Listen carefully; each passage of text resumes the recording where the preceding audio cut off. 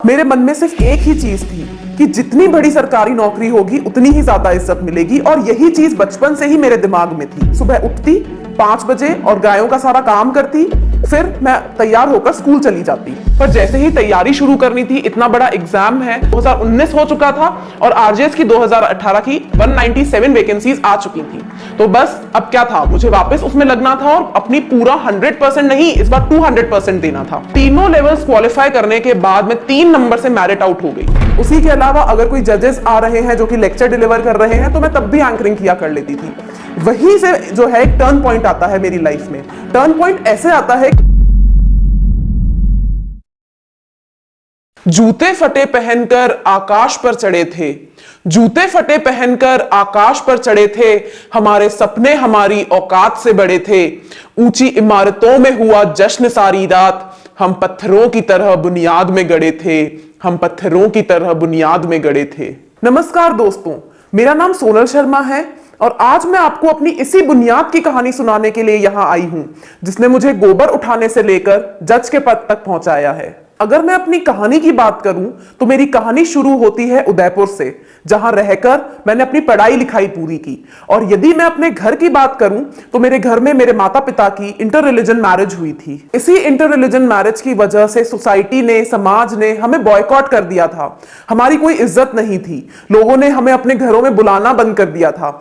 Even अगर कोई marriage है या कोई सेरेमनी है या कोई भी फंक्शन है, तो हमारे रिश्तेदार हमें तभी बुलाया करते थे जब सभी लोग चले जाते थे। उसका यही रीजन था कि जब सब लोग चले जाएंगे और फिर अगर हम जाएंगे तो हमसे कोई मिलेगा नहीं।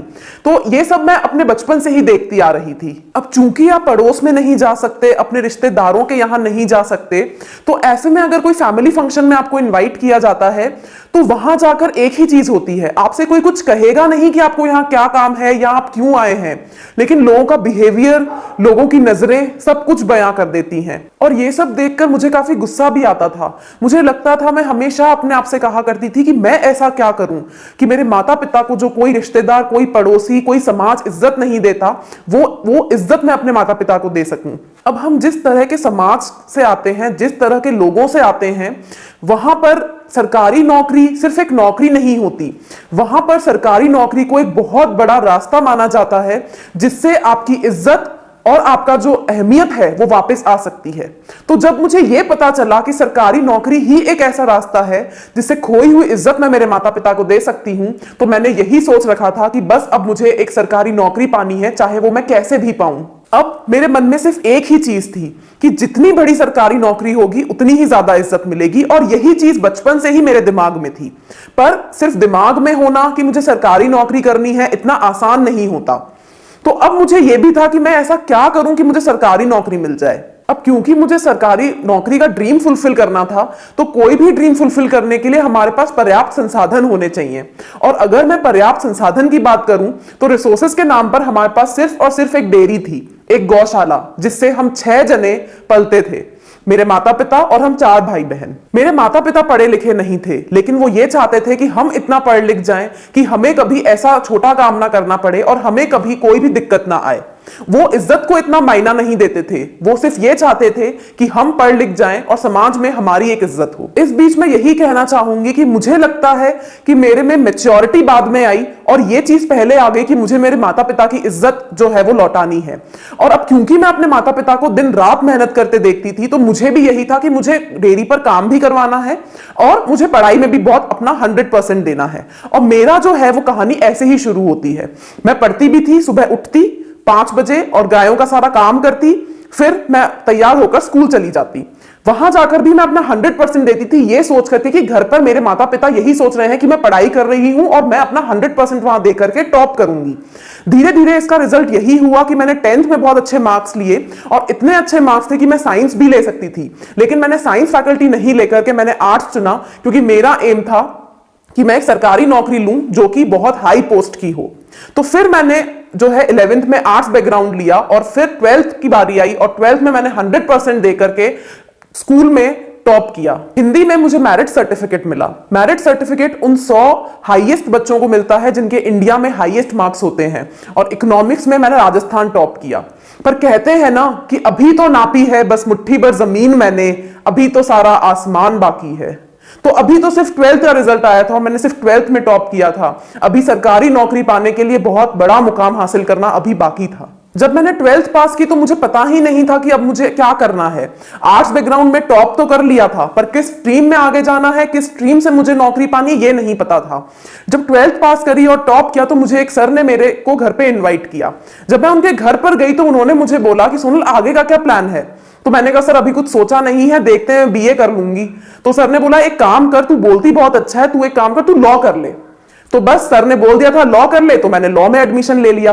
क्लैट और ये सब एग्जाम्स जो अच्छे एनएलयूज में एडमिशन के लिए जरूरी है, ये मुझे कुछ नहीं पता था। सर ने कहा यहां लोकल कॉलेज में एडमिशन ले ले, और मैंने ले लिया।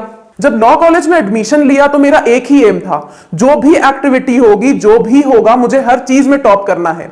सिर्फ पढ़ाई में ही टॉप नहीं करना है, मुझे जो है वो मल्टी टैलेंटेड बनना था। और यही रीजन था कि कल्चरल एक्टिविटी होती थी तो मैं डांस में पार्टिसिपेट करती थी, मैं सॉन्ग में, मैं स्किट में पार्टिसिपेट करती थी, साथ ही साथ एंकरिंग भी किया कर लेती थी। उसी के अलावा अगर कोई जजेस आ रहे हैं जो कि लेक्चर डिलीवर कर रहे हैं तो मैं तब भी एंकरिंग किया कर लेती थी। वहीं से जो है एक टर्न पॉइंट आता है मेरी लाइफ में। टर्न पॉइंट ऐसे आता है कि जब कोई जज, हाईकोर्ट जज, डिस्ट्रिक्ट कोर्ट जज या सुप्रीम कोर्ट का कोई जज जब हमारे यहाँ लेक्चर डिलीवर करने आते थे तो मैं उनको आते हुए देखती थी। जैसे वो आ रहे हैं, जैसे वो अपनी गाड़ी से उतर रहे हैं, जैसे ही वो हॉल में आ रहे हैं, तो जो उनको एक इज्जत मिलती थी, तो बस मेरा माइंड ऐसे बदला कि मैंने सोचा अब कुछ नहीं करना है, बस आरजेएस फाइट करना है। बोलने में चाहे मैं कितनी ही अच्छी हूं, लॉयरशिप चाहे मैं कितनी ही अच्छी कर लूं, पर मुझे तो जज ही बनना है। अब मेरे दिमाग में दो चीजें चल रही थी। एक तो ये कि मैंने लॉ कॉलेज में एडमिशन तो ले लिया है, तो मुझे जज तो बनना ही है। और बैक ऑफ द माइंड मेरी चीज ये चल रही थी कि अगर मैं जज बन जाऊंगी, जो कि इतनी ऊंची पोस्ट है, इतनी इज्जतदार पोस्ट है, तो मेरे माता पिता को वो इज्जत भी मिल जाएगी। अब मैं फर्स्ट ईयर में थी और मैं जजेस को देख रही थी आते जाते देखकर, तो मुझे ही लग रहा था अभी तो फर्स्ट ईयर में ही हूं, मैंने अभी कोई लॉ भी नहीं पढ़ा है, तो मैं कैसे तैयारी शुरू करूं। तो मैं जिस भी टीचर से मिलती थी मैं यही बोलती थी कि सर मुझे प्रिपरेशन करनी है, आप प्लीज मुझे गाइड कर दीजिए। सभी टीचर्स बोलते थे कि बेटा अभी तो लॉ ही स्टार्ट नहीं हुआ है, तुम कैसे तैयारी करोगी। ऐसे करते करते फर्स्ट ईयर निकला, सेकेंड ईयर निकला, फिर थर्ड ईयर आया। थर्ड ईयर में थोड़े लॉज आना शुरू हुए, पर वो लॉज नहीं हुआ करते थे जो आरजेएस की परीक्षा के लिए इंपॉर्टेंट हुआ करते थे। पर मेरे मन में हमेशा यही चलता रहता था कि बस कैसे भी करके फोर्थ ईयर आ जाए और मेरे लॉ स्टार्ट हुआ और मैं तैयारी शुरू करूं। जैसे ही फोर्थ ईयर शुरू हुआ, मन में लगी वो आग और झुलसने लगी। अब मुझे था कि अब वो फोर्थ ईयर आ चुका है, लॉज भी शुरू हो चुके हैं, तो अब मुझे तैयारी शुरू कर देनी चाहिए। पर जैसे ही तैयारी शुरू करनी थी, इतना बड़ा एग्जाम है, सेकंड थॉट माइंड में ये हुआ कि कोचिंग, मेरे को तो कुछ पता ही नहीं है कि कैसे तैयारी करनी है। कॉलेज में भले ही मैं अभी तक टॉप कर रही हूं, हर सेमेस्टर में मैं अच्छे मार्क्स ला रही हूं, लेकिन अब तो कोचिंग करनी ही पड़ेगी, क्योंकि एक आरजेएस की परीक्षा को पास करना है, 3-3 लेवल्स होंगे उसमें, तो मैं कैसे करूंगी।